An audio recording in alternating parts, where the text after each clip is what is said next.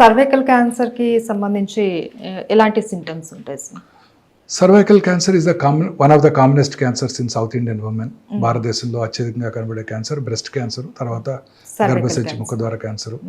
ఇది ముఖ్యంగా people belonging to lower socio economic strata వాళ్ళలో చూస్తుంటాం. పేద వర్గాల ప్రజల్లో ఎక్కువ చూస్తుంటాం.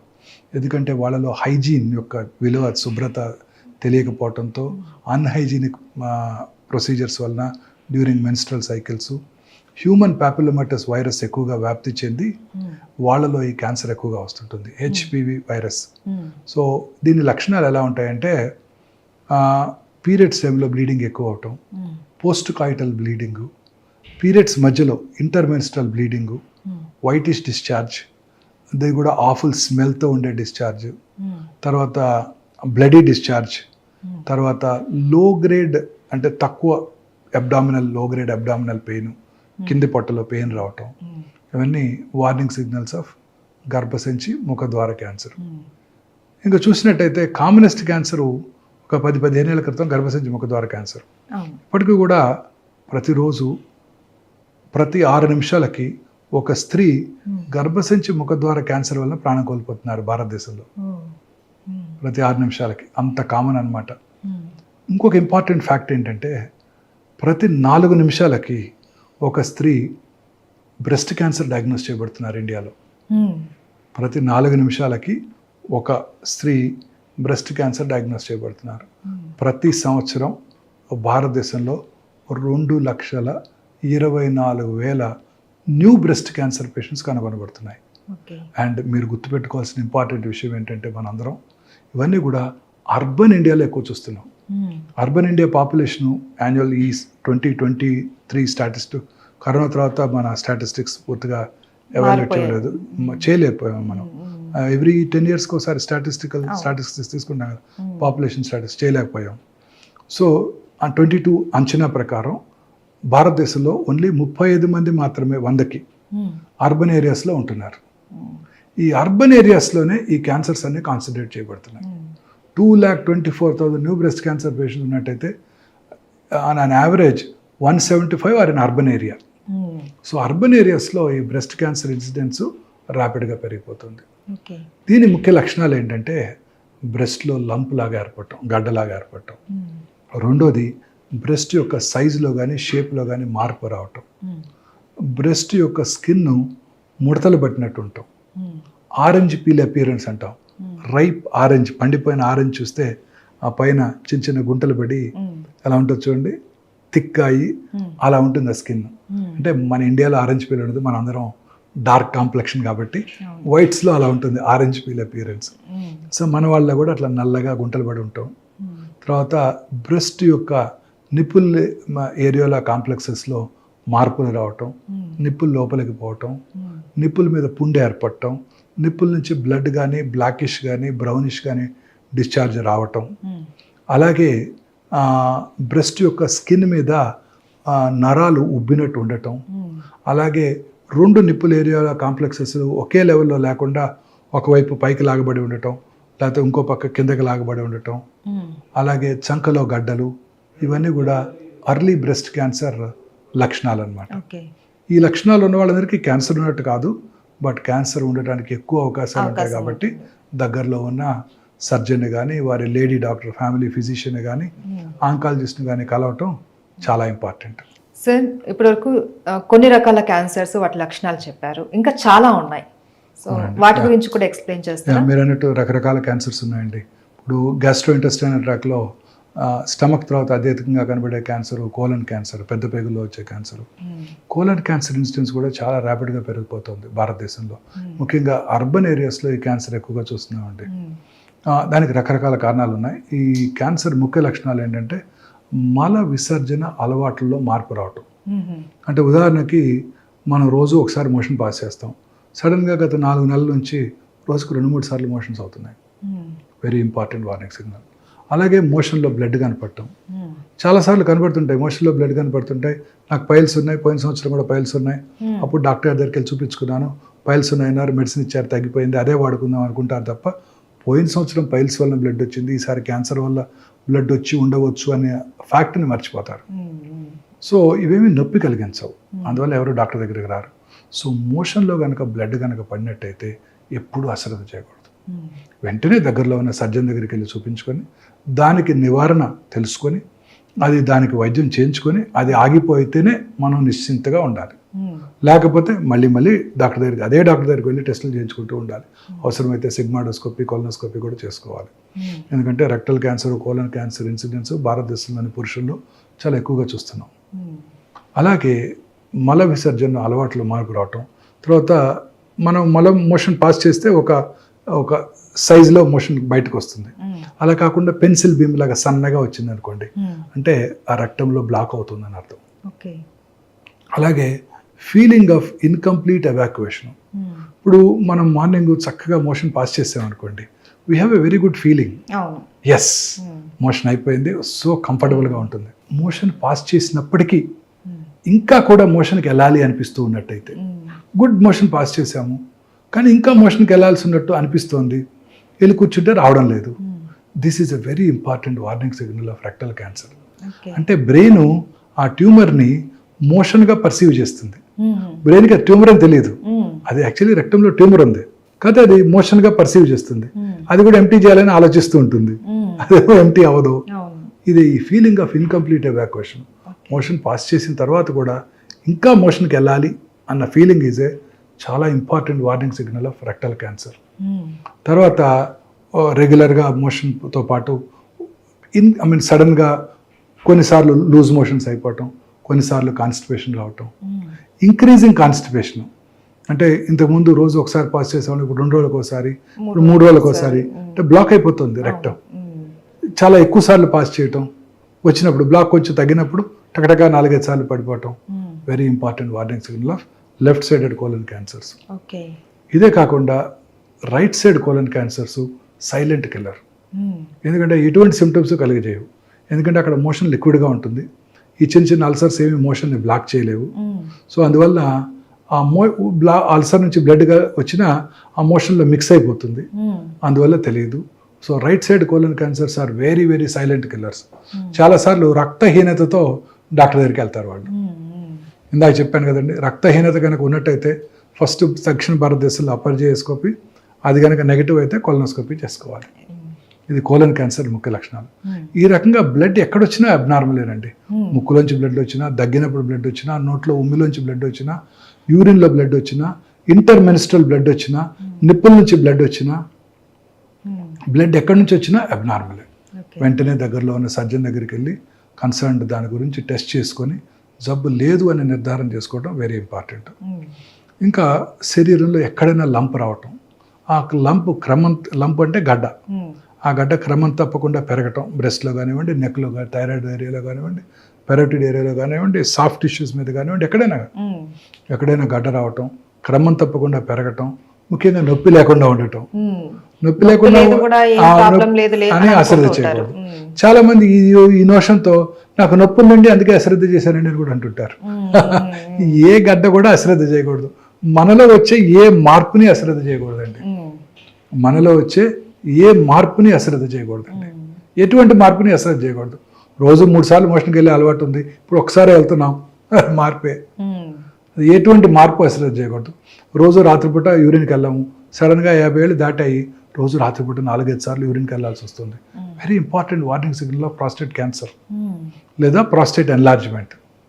సో రాత్రిపూట యూరిన్, నాక్టూరియా, రాత్రిపూట యూరిన్ ఎక్కువసార్లు పాస్ చేయాల్సి రావటం, ఇంక్రీజ్డ్ ఫ్రీక్వెన్సీ, డే టైం కూడా ఫ్రీక్వెంట్గా వాష్రూమ్కి వెళ్ళాల్సి రావటం, హెసిటెన్సీ, ఎస్పెషల్లీ 50 దాటిన తర్వాత వాష్రూమ్కి వెళ్తాము, యూరిన్ వెంటనే రాదు, you to wait for a minute, మెల్లగా ఆగాలి. స్ట్రీమ్ కూడా సరిగా పడకుండా దగ్గర మీద కాళ్ళ మీద పడిపోవటం. తర్వాత అర్జెన్సీ, యూరిన్ పరిగెత్తాలి, లేకపోతే ఇన్నర్స్లో పడిపోతుంది, కంట్రోల్ చేసుకోలేము. ఇవన్నీ కూడా warning signals of prostate cancer. అంటే ఇవి ఉంటే క్యాన్సర్ ఉందని కాదు, బట్ ప్రాస్టేట్ ఎన్లార్జ్ అయింది, ఉండే అవకాశాలు ఎస్పెషల్లీ 50 తర్వాత ఎక్కువగా ఉంటాయి. సో వెంటనే ఇలాంటి సిమ్టమ్స్ ఏమన్నా కూడా చెక్ చేసుకోవాలి. అలాగే స్కిన్ క్యాన్సర్స్ కూడా చాలా కామన్గా చూస్తుంటాం. పుట్టుమచ్చల్లో వచ్చే క్యాన్సర్స్, మెలనోమాస్ అంటాం, చాలా ప్రమాదకరమైనవి, చాలా ర్యాపిడ్గా పాకిపోతాయి. మొన్న ఈ మధ్య ఒక కేసు చూశాను. బ్రెయిన్లో ట్యూమర్ ఉంది, మల్టిపుల్ ట్యూమర్స్ ఉన్నాయి. తలనొప్పితో డాక్టర్ దగ్గరికి వస్తే బ్రెయిన్ స్కాన్ చేస్తే మల్టిపుల్ మెట్స్ ఉన్నాయి. బాడీ అంతా స్కాన్ చేస్తే ఎక్కడ బెడ్ స్కాన్ చేసాం, ఏం కనబడలా. చూస్తే కాలు బొట్టన వేలు క్రింద, వేలు గోరు క్రింద ఒక చిన్న 2 మిల్లీమీటర్ల మచ్చ ఉంది, బ్లాక్ మచ్చ. అది మెలనోమా. అక్కడ నుంచి బ్రెయిన్కి వెళ్ళిపోయిందండి. అంత ప్రమాదకరమైన ఈ మెలనోమా క్యాన్సర్స్. కాలు హీల్ మీద చిన్న మచ్చ ఒకటి ఉంటుంది, ఆ మచ్చ లివర్కి పాకిపోవచ్చు. సో పుట్టుమచ్చల్లో వచ్చే మార్పులు, పుట్టుమచ్చ సైజు పెరగటం, కలర్ మారటం, అల్సరేషన్ ఏర్పడటం అంటే పుండుగా మారటం, పుట్టుమచ్చ నుంచి పెలుసులుగా పొరలుగా ఊడిపోవటం, స్కిన్ ఊడిపోవటం, అలాగే పుట్టుమచ్చల మీద పుండు పడటం, పుట్టుమచ్చల నుంచి రక్తం కారటం, ఇవన్నీ కూడా వార్నింగ్ సిగ్నల్స్ ఆఫ్ మెలనోమా. వీటిని కూడా అశ్రద్ధ చేయకూడదు. సో ఇలా అన్ని రకాల క్యాన్సర్స్ కూడా యూరిన్లో బ్లడ్ పట్టడం very important warning signal of bladder cancer. So bladder cancer కూడా వెరీ కామన్, ఎస్పెషల్లీ స్మోకర్స్లో బ్లాడర్ క్యాన్సర్ చాలా కామన్గా చూస్తుంటాం. ఇంకొక ఇంపార్టెంట్ కామన్ క్యాన్సర్ ముఖ్యంగా స్త్రీలలో ఒవేరియన్ క్యాన్సర్. ఇది silent killer, really silent killer. పొట్టలో పెరుగుతూ ఉంటుంది, ఎటువంటి సిమ్టమ్స్ కలిగించదు, ఏమి సిమ్టమ్సే ఉండవండి. చాలామంది పొట్ట పెరుగుతోంది అని జాగింగ్ కూడా చేస్తుంటారు కేబీఆర్కి వెళ్ళి. ఎస్పెషల్లీ ఇది సీన్ ఇన్ ఎఫ్లూయెంట్ ఉమెన్, పెద్ద వయసు డబ్బులున్న స్త్రీలను ఎక్కువ చూస్తుంటాం, వెల్ టు డూ ఫ్యామిలీస్లో ఎక్కువ చూస్తుంటాం. అదేంటి కొంచెం పొట్ట పెరుగుతుంది, కొంచెం వాకింగ్ చేద్దాం, జాగింగ్ చేద్దాం అని వెళ్తుంటారు. బట్ యాక్చువల్లీ లోపల క్యాన్సర్ ఉంటుంది, ఓవేరియన్ క్యాన్సర్. ఎటువంటి సిమ్టమ్స్ కలిగించవు, లో గ్రేడ్ పెయిన్ ఉంటుంది, ఎటువంటి సిమ్టమ్స్ ఉండవు. సో ఇలాంటి సిమ్టమ్స్ని అశ్రద్ధ చేయకూడదు. తర్వాత యూట్రస్ బాడీ, ఇందాక సర్వైకల్ క్యాన్సర్ లక్షణాలు చూసాం మనం. జనరల్గా people belonging to lower socio economic status. ఇది బాడీ క్యాన్సర్స్, బాడీ అంటే యూట్రైన్ మెయిన్ బాడీ క్యాన్సర్స్. ఇది ఎఫ్లూయెంట్ ఉమెన్లో ఎక్కువ కనబడుతుంది, ఒబీస్ స్త్రీలలో వాళ్ళలో ఎక్కువ కనబడుతుంటుంది. పోస్ట్ మెనోపాజల్ బ్లీడింగ్, పీరియడ్స్ ఆగిపోయిన తర్వాత ఎవరికైనా 1-2 years తర్వాత మళ్ళీ కనుక బ్లీడింగ్ అయితే అశ్రద్ధ చేయకూడదు. చాలామంది ఈ సిమ్టమ్ అశ్రద్ధ చేస్తారు. పీరియడ్స్ ఆగినాక అలా వస్తుంటుందంట, దానికదే తగ్గిపోద్ది, ఒక్కసారి వచ్చిపోయింది డాక్టర్ గారు, మళ్ళీ 2 నెలల క్రితం మళ్ళీ కనపడింది. అవి ఇది ఎప్పుడు అశ్రద్ధ చేయకూడదు. మెనోపాజ్ వచ్చేసిన తర్వాత మళ్ళీ కనుక బ్లీడింగ్ అయిందంటే వెంటనే దగ్గరలో ఉన్న వారి ఫ్యామిలీ ఫిజిషియన్, లేడీ డాక్టర్ దగ్గరికి వెళ్ళి పరీక్ష చేయించుకోవటం, చిన్న అల్ట్రాసౌండ్ చేసుకుంటేనే ఆ క్యాన్సర్ని ఈజీగా గుర్తించవచ్చు. ఈ క్యాన్సర్ ఇన్సిడెన్స్ కూడా ర్యాపిడ్గా పెరుగుతుంది. అర్బనైజేషన్ పెరిగే కొద్ది ఇవే పెరుగుతున్నాయి. Breast cancer, ovarian cancer, uterine body cancer, ఇవి చాలా కామన్గా పెరిగిపోతున్నాయి. సో ఇవన్నమాట ఈ కామన్ క్యాన్సర్స్ లక్షణాలు. ఈ వార్నింగ్ సిగ్నల్స్ అన్ని చాలా ఇంపార్టెంట్. క్యాన్సర్ ఇన్సిడెన్స్ ర్యాపిడ్గా పెరిగిపోతుంది. మన తెలిసిన వాళ్ళు కానీ ఎవరిలో కానీ ఇలాంటి సిమ్టమ్స్ కనుక చూసినట్టయితే we must warn them, go get checked first. వెళ్ళి మీ ఫ్యామిలీ ఫిజిషియన్ కలువు, లేకపోతే దగ్గరలో ఉన్న సర్జన్, ఆంకాలజిస్ట్ను కలవండి అని మనం వార్న్ చేయాల్సి ఉంటుంది అనమాట. ఈ వార్నింగ్ సిగ్నల్స్ ఉంటే క్యాన్సర్ ఉన్నది అని కాదు, క్యాన్సర్ ఉండవచ్చు, అవకాశం ఉండొచ్చు. ముందుగా డయాగ్నోస్ చేస్తేనే క్యాన్సర్ క్యూరబుల్, లేకపోతే క్యాన్సర్ క్యూర్ అయ్యే అవకాశాలు చాలా తగ్గిపోతాయి. And blood cancer, bone cancer కూడా వస్తుంటాయి. Blood cancer is a very common cancer అండి. పిల్లల్లో వచ్చే కామనెస్ట్ క్యాన్సర్ బ్లడ్ క్యాన్సర్ అందరికన్నా. ఇవి సిమ్టమ్స్ చాలా వేగ్గా ఉంటాయండి. పిల్లల యొక్క గ్రోత్ తక్కువగా ఉంటుంది, పాలిపోవటము, వెయిట్ తగ్గిపోవటము, బాడీ మీద పెటికల్స్ ప్యాచెస్ అంటే చిన్న చిన్న రెడ్ ప్యాచెస్, ప్లేట్లెట్స్ తగ్గిపోవటంతో, లేదా చిన్న ఎబ్రేషన్కే ఇదంతా కందిపోయినట్టు, కమిలిపోయినట్టు, స్కిన్ కింద బ్లడ్ రావటం, ఇవన్నీ కూడా బ్లడ్ క్యాన్సర్ లక్షణాలు. పిల్లల్లో కానీ పెద్దవాళ్ళలో కానీ. వీక్నెస్, అన్ఎక్స్ప్లెయిన్డ్ వీక్నెస్, ఏం బాగా వీక్నెస్, రక్తం తగ్గిపోవటం, బ్లీడింగ్ స్పాట్స్ రావటం బాడీ స్కిన్ మీద, పెద్దవాళ్ళలో కూడా ఇవి బ్లడ్ క్యాన్సర్ లక్షణాలు. బోన్ ట్యూమర్స్ అన్ని చిన్న వయసులో చూస్తుంటాం. ఇవి పెద్దగా సిమ్టమ్స్ కలిగించవు, పెద్దగా అయ్యేదాకా అసలు కనిపించవు. అందుకే బోన్ ట్యూమర్స్ అనేవి చాలా లేట్ స్టేజెస్లోనే డయాగ్నోస్ చేయబడతాయి. చాలాసార్లు ఏదో చిన్న దెబ్బ తగులుతుంది, అప్పుడు అక్కడ ఎగ్జామిన్ చేసుకుంటే అప్పుడు ట్యూమర్ కనపడుతుంది, నొప్పి కలిగించదు. అందువల్ల అందరూ అశ్రద్ధ చేస్తారు. Generally 20 to 30 years, 12 to 30 years మధ్యలో ఈ బోన్ ట్యూమర్స్ ఎక్కువగా చూస్తుంటాం. సో ఎటువంటి ట్యూమర్ కనుక కల్పించినట్టయితే మనలో వచ్చే ప్రతి మార్పుని కూడా అశ్రద్ధ చేయకూడదు. తద్వారా మనం దీన్ని ముందుగా పట్టుకోవచ్చు అనమాట. అయితే నాకు ఒక చిన్న డౌట్ డాక్టర్ గారు, బోన్ ట్యూమర్ అన్నారు కదా, అది ఏదైనా ఒక్క ప్లేస్ దగ్గర మాత్రమే ఉంటుందా, లేకపోతే ఒక దగ్గర ఉంటే అది మొత్తం బోన్ కి ఎఫెక్ట్ అవుతుంది? ఏ బోన్లో అయినా రావచ్చు. మన బాడీలో 206 బోన్స్ ఉంటాయి. కామనెస్ట్ అంటే ఎక్కడైనా 2 రకాల క్యాన్సర్స్ ఉన్నాయి, Ewing sarcoma, osteosarcoma. Osteosarcoma generally 15 to 30 years లోపలే వచ్చేస్తుంది, అంతకన్నా చిన్న వయసులో రాదు, 20-25లో వచ్చేస్తుంటాయి. జనరల్గా ఈ నీ జాయింట్ చుట్టూ ఏర్పడతాయి అవి, నీ జాయింట్ పైన లేకపోతే నీ జాయింట్ కింద 70% ఆఫ్ కేసెస్లో ఎక్కడైనా కూడా రావచ్చు ఇవి. తర్వాత ఆ బోన్ క్యాన్సర్స్ మీరు అన్నట్టు వెరీ అగ్రెసివ్. బాడీ ఆస్టియోసార్కోమా వచ్చిందంటే with in days or weeks లంగ్స్లోకి పాకిపోతాయి. చాలా అగ్రెసివ్ ట్యూమర్స్. రెండోది ఈవింగ్స్ ట్యూమర్స్, చిన్న వయసులో కూడా చూస్తుంటాము, సాఫ్ట్ టిష్యూలో కూడా చూస్తుంటాం, బోన్స్లో కూడా చూస్తుంటాం. అది మనం బయాప్సీ చేసుకోవడం ద్వారా అది ఏ రకమైన క్యాన్సర్ తెలుసుకోవచ్చు. అయితే ఇప్పటి వరకు ఎన్ని రకాల క్యాన్సర్స్ ఉన్నాయనేసి చెప్పారు. అయితే మెయిన్ ఈ క్యాన్సర్ రావడానికి కారణాలు ఏంటి, ఎవరికి ఎక్కువ వచ్చే అవకాశాలు ఉంటాయి చెప్తారా? సో క్యాన్సర్ రావడానికి గల కారణాలు అనేది 100% ఇది కాజ్ అండ్ ఎఫెక్ట్ కారణం ఏమి లేదండి, ఎక్సెప్ట్ గర్భసంచి ముఖద్వార క్యాన్సర్ తప్ప. గర్భసంచి ముఖద్వార క్యాన్సర్కి ఒక కాజ్ అండ్ ఎఫెక్ట్ ఉంది. అంటే ఏంటంటే కాజ్ ఏంటంటే human papillomatous viral infection, HPV virus. ఆ హెచ్పివి వైరస్ మన సర్వైకల్ ఎపిథీలియంలోకి వెళ్ళి అది ఇంట్రాసెల్యులర్గా ఉంటుంది, అంటే సెల్ లోపల ఉంటుంది. సెల్ లోపల ఉంటే మన బాడీ డిఫెన్స్ మెకానిజమ్స్కి అందదు, అందువల్ల దానికి యాంటీబాడీస్ డెవలప్ అవ్వవు. మీకు గుర్తుందా, కరోనా వచ్చినప్పుడు అందరూ నా యాంటీబాడీ టైటర్ ఎంత ఉంది, నీదెంత ఉంది, యాంటీబాడీ టైటర్ చెక్ చేసుకునేవాళ్ళం. ఒకసారి కరోనా వస్తే ఆ యాంటీబాడీస్ పెరిగి రెండోసారి కరోనా రావటాన్ని నిరోధిస్తాయి కదా, వచ్చిన తట్టుకునే అంత శక్తిని అయితే ఇస్తాయి. కానీ ఈ cervical cancer virus, human papillomatous virus ఎంత స్మార్ట్ అంటే అది సెల్ లోపలే ఉంటుంది, సెల్ బయటకు రాదు. అందువల్ల మన బాడీ డిఫెన్స్ మెకానిజమ్స్ దాన్ని గుర్తించలేవు. సో అందువల్ల దానికి యాంటీబాడీస్ డెవలప్ అవ్వవు. సో అందువల్ల రిపీటెడ్ వైరల్ ఇన్ఫెక్షన్స్ వల్ల ఈ క్యాన్సర్ వచ్చేస్తుంది. దీనికి ఇప్పుడు అందుకే వ్యాక్సిన్ కనుక్కున్నారు.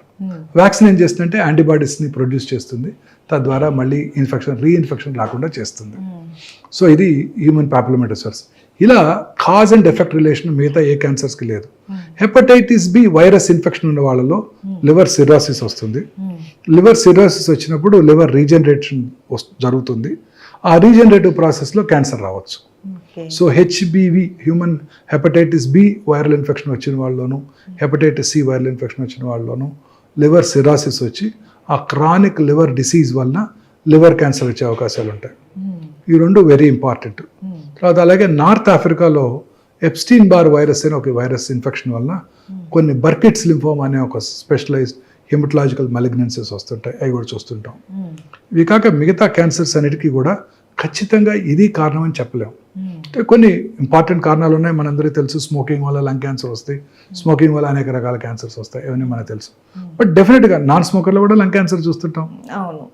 స్మోకింగే చేయని 12 ఏళ్ళ ఆడపిల్ల కూడా లంగ్ క్యాన్సర్ చూసాం.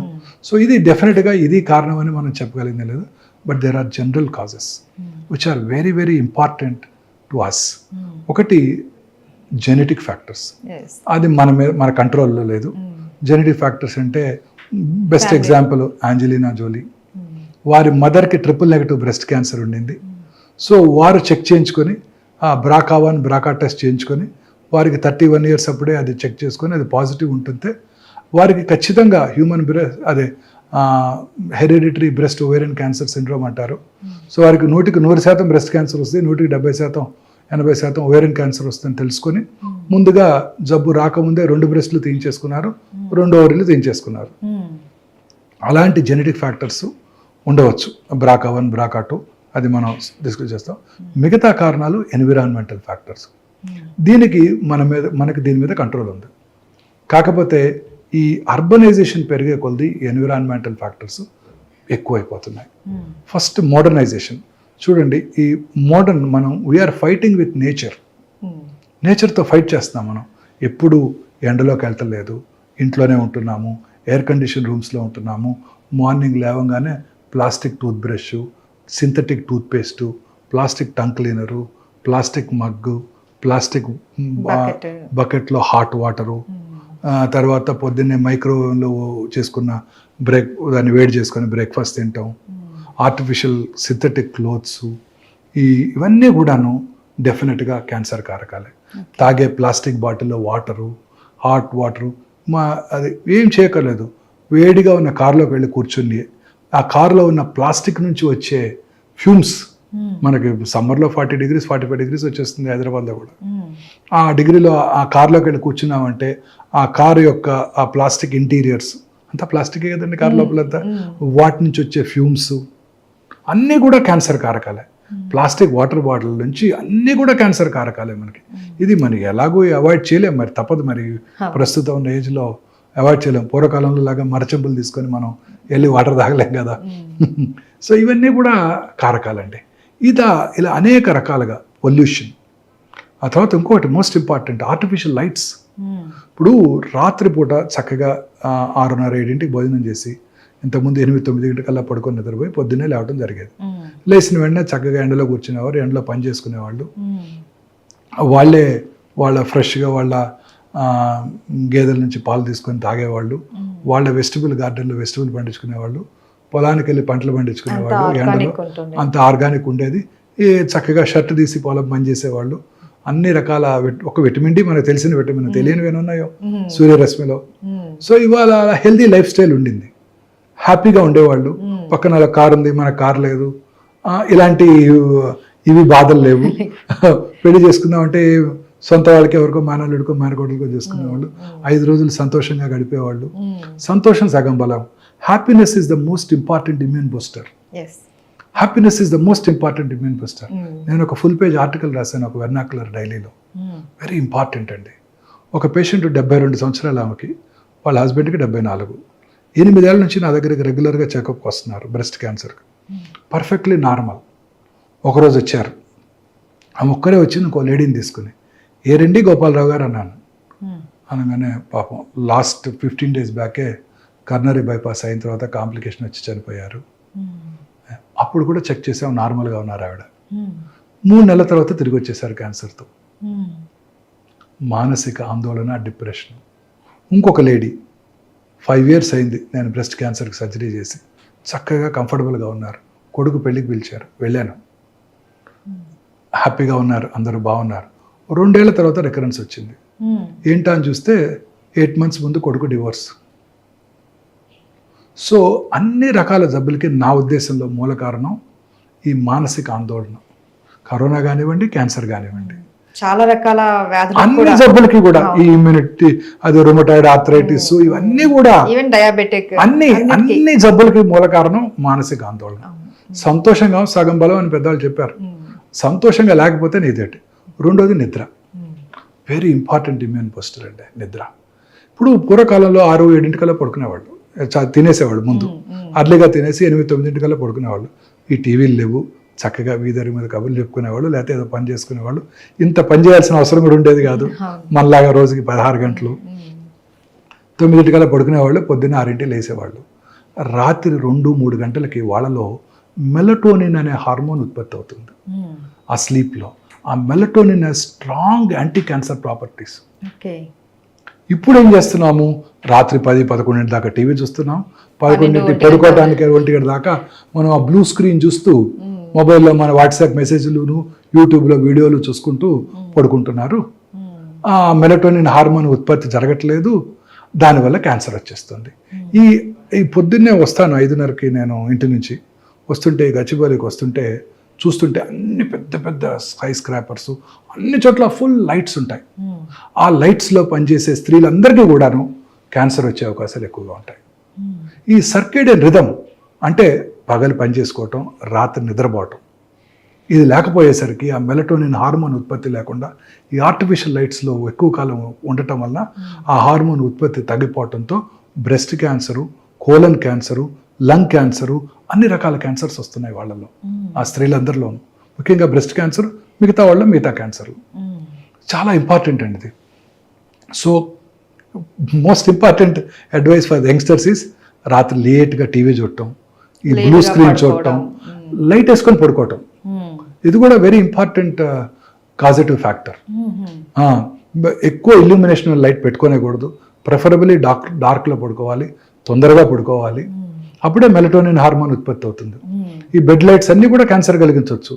అన్ని రకాల లైట్స్లో కూడా రెడ్ కలర్ బెడ్ లైట్ కనుక పెట్టుకుంటే అతి తక్కువ ఇన్ఫ్లుయెన్స్ అని మెలటోనిన్ ప్రొడక్షన్ అంట. So very important. Bed light red కలర్లోనే ఉంచుకోండి, మిగతా కలర్స్లో ఉంచుకోవద్దు. అతి తక్కువ ఇల్యూమినేషన్ ఉండటం, చిన్న అవసరమైతే, లేకపోతే ప్రిఫరబుల్లీ డార్క్లో పడుకోవటం, తొందరగా పడుకోవటం వెరీ ఇంపార్టెంట్ మనందరికీ కూడా క్యాన్సర్ని ప్రివెంట్ చేయడానికి. మన పిల్లలకి అంటే ఈ స్టేజ్కి 60 ఏళ్ళు వచ్చేసినాయి, ఇప్పుడు మనం ఇంకా మార్చుకోలేము లైఫ్ స్టైల్, బట్ పిల్లలందరికీ నెక్స్ట్ జనరేషన్కి ఇది వెరీ ఇంపార్టెంట్. ఈ బ్లూ స్క్రీన్ చుట్టం, రాత్రిపూట టీవీ చూసుకుంటూ 12 దాకా పడుకోవటం, లైట్ వేసుకొని పడుకొని నిద్రపోవటం. ఇక సరే ఇక ఆఫీస్ అవర్స్ వాళ్ళు మన యూరోపియన్ టైమింగ్స్కి, అమెరికన్ టైమింగ్స్కి పనిచేస్తుంటారు మన పిల్లలు, అక్కడంతా ఈ సాఫ్ట్వేర్ ప్రొఫెషనల్స్. ఇక తప్పదు, but they are all definitely important causes of cancer అండి.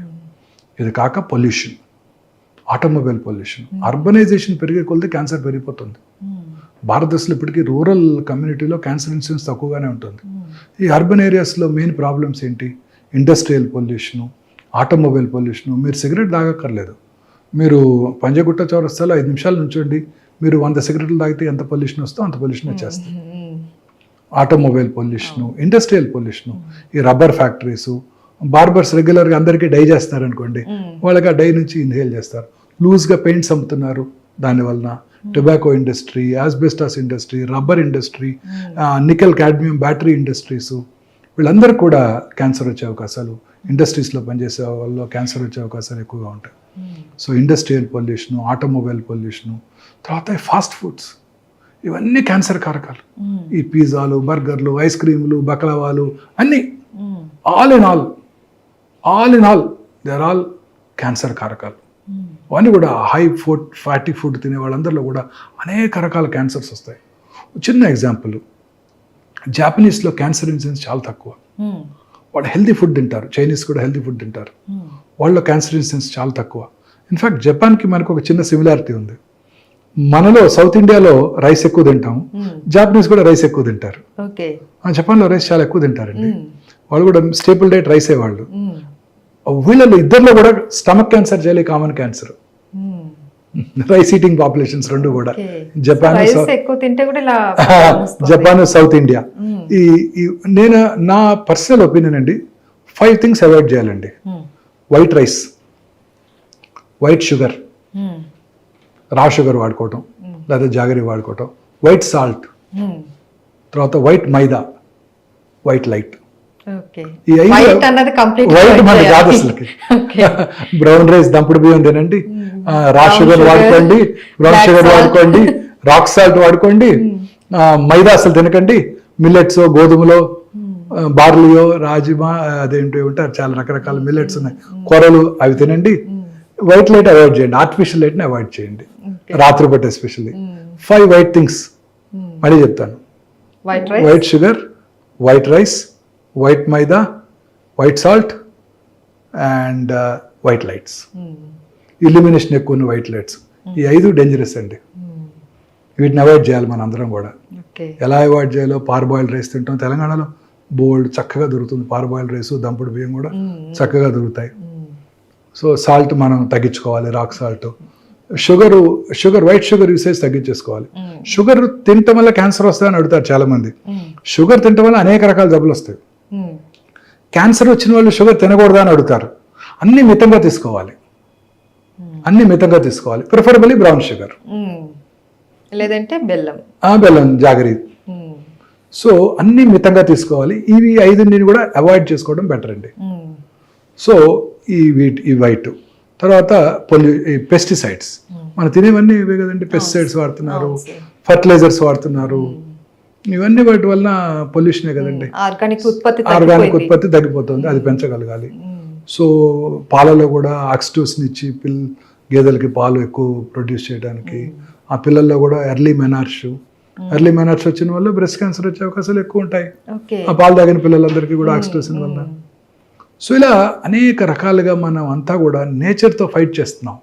సూర్యరశ్మిలోకి వెళ్లకుండా, రాత్రిపూట పడుకోకుండా, ఇవన్నీ కూడాను మనలో వచ్చే ప్రతి మార్పు కూడా ఈ క్యాన్సర్కి దారితీస్తున్నాయి. సో దీనితో పాటు దురలవాట్లు, స్మోక్ చేసిన 6 సెకండ్స్లో 400 to 600 కార్సినోజన్స్ బ్లడ్లోకి వెళ్ళిపోతాయి. ఓకే. ఇమాజిన్ చేయండి, కార్సినోమా సర్విక్స్ వాడిడైసే పూరర్ సెక్షన్స్ ఆఫ్ సొసైటీలో కనబడుతుంది, రిచ్ పీపుల్ కూడా కనపడుతుంది, స్మోక్ చేసే ఆడవాళ్ళలో. అంటే ఇక్కడ స్మోక్ చేస్తే ఆ టాక్సిన్ గర్భసంచి ముఖద్వారం దగ్గర సెక్రెట్ చేయబడి అక్కడ క్యాన్సర్ కలిగిస్తుంది. స్మోక్ వల్ల గర్భసంచి ముఖద్వార క్యాన్సర్ కూడా వస్తుంది. ఓకే. అంటే ఎంత పవర్ఫుల్ చూడండి అది. మరి smoking effects every system in the body అండి. బ్రెయిన్లో ఉన్న రక్తనాళాలని, కంట్లో ఉన్న రక్తనాళాలని, కాళ్ళలో ఉన్న రక్తనాళాలని, కరోనరీస్ని, తర్వాత లంగ్ క్యాన్సర్, బాడీలో అనేక రకాల క్యాన్సర్స్. స్మోకింగ్, డయాబెటీస్ అండి, తల నుండి కాలు వరకు అన్ని సిస్టమ్స్ని ఎఫెక్ట్ చేస్తాయి అవి.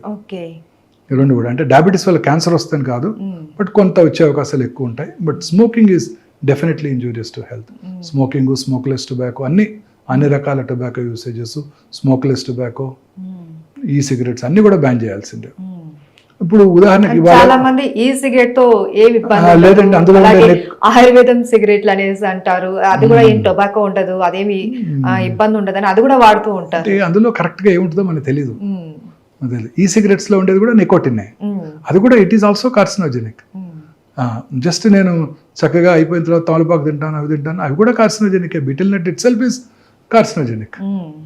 సో అన్ని రకాలు మనం నేచర్తో ఫైట్ చేస్తున్నాం. నేచురల్ ఫుడ్ సబ్స్టెన్సెస్ తినకుండా మనం ఇంతకుముందు మన ఆహారపు అలవాట్లన్నీ మార్చేసుకొని టైంకి ఫుడ్ తినకుండా ఇవన్నీ కూడా ఈ ఫాస్ట్ ఫుడ్లు, బర్గర్లు, ఇవన్నీ కూడా క్యాన్డ్ ఫుడ్స్, టిన్డ్ ఫుడ్స్ ఇవన్నీ తీసుకుంటూ ఈ పొల్యూటెంట్స్, కెమికల్ సబ్స్టెన్సెస్, కర్డ్ అంతా ఇప్పుడు మనకి ప్యాక్డ్ కర్డ్ వస్తుంది కదండి, యోగర్ట్ అని తింటుంటాం.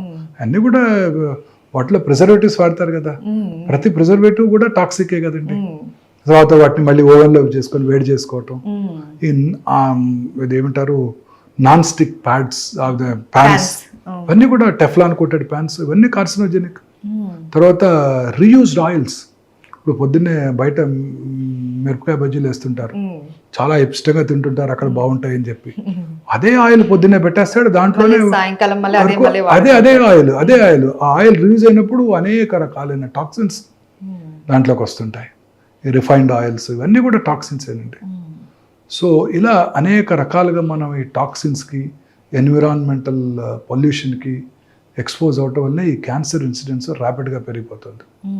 సో ఫ్రెష్ ఫ్రూట్స్, అది కూడా ప్రిఫరబుల్లీ పెస్టిసైడ్స్ లేకుండా ఆర్గానిక్ ఫ్రూట్స్, వెజిటబుల్స్, గ్రీన్స్, ఆకుకూరలు ఎక్కువగా తింటూ, ఈ రెడ్ మీట్ అవన్నీ తక్కువగా తీసుకుంటూ, రెగ్యులర్గా ఎక్సర్సైజ్ చేస్తూ, లీన్ బాడీ మాస్ మెయింటైన్ చేస్తూ, ఒబేసిటీ ఉన్న వాళ్ళలో క్యాన్సర్స్ ఎక్కువ ఉంటాయి. ఎక్సర్సైజ్ రెగ్యులర్గా చేస్తూ, అలవాట్లకు దూరంగా ఉంటే క్యాన్సర్ నుంచి కూడా దూరంగా ఉండవచ్చు, తగ్గించుకోవచ్చు. సార్, కొన్ని రకాల క్యాన్సర్స్ కి ప్రివెంట్ గానే వ్యాక్సిన్ వచ్చింది అని అంటున్నారు కదా, ఎలాంటి క్యాన్సర్ కి మనం ప్రివెంట్ గా వ్యాక్సిన్? మోస్ట్ ఇంపార్టెంట్ గా మనం డిస్కస్ చేసాం cervical cancer, cause and effect. Human papillomatous virus infection వల్ల క్యాన్సర్ వస్తుంది, దానికి వ్యాక్సిన్ కనుక్కున్నారు. హెచ్పివి వ్యాక్సిన్ అన్నమాట. ఈ వ్యాక్సిన్ ప్రిఫరబుల్లీ 10 years రాగానే మన ఆడపిల్లలందరికీ ఇచ్చినట్టయితే ఈ క్యాన్సర్ అవడాన్ని పూర్తిగా నిరోధించవచ్చు. 10 years నుంచి ఇవ్వచ్చు. 10 years నుంచే ఇచ్చేయచ్చు. 10 years నుంచి ఇచ్చేయాలి. ఇన్ఫెక్షన్ రాకముందే ఇచ్చేయాలి. పెళ్లి కానంత వరకు ఇవ్వచ్చు. పెళ్ళైన వాళ్ళకి ఇవ్వాలంటే ముందుగా ఒకసారి చెక్ చేసుకొని, పాప్స్మియర్ చేసుకొని, క్లినికల్ ఎగ్జామినేషన్ చేసుకొని, క్యాన్సర్ లేదు అని గుర్తుంచుకొని ఆ తర్వాత తీసుకోవాలి. పెళ్ళైన వాళ్ళు కూడా వ్యాక్సిన్ తీసుకోవచ్చు, 45 years వరకు కూడా తీసుకోవచ్చు. బట్ ఇంత ఎఫెక్టివ్గా ఉండదు.